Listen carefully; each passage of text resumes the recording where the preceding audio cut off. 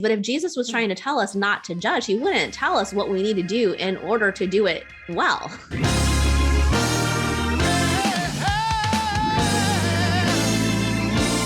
About this whole judgment situation, Jenny's getting inky with it. I loved that her handle.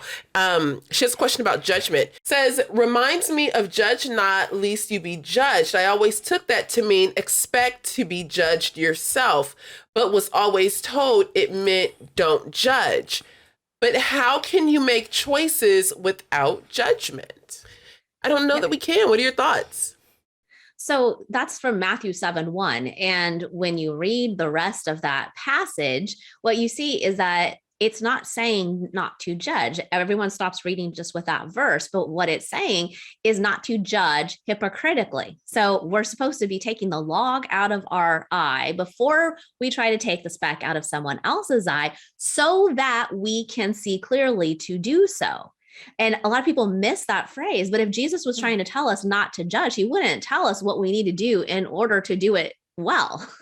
He's saying that we should not be judging hypocritically. So read that whole passage from Matthew 7, and you can see that it's a warning about not judging hypocritically. And then elsewhere in John, Jesus says to judge with right judgment. So and the Bible uses the word judge in a couple of different ways in the same way that we do today. So it's helpful to distinguish this. But in those circumstances, the meaning of the word judge is in terms of discernment. It's about knowing the difference between right and wrong. And so that is a discernment kind of judging.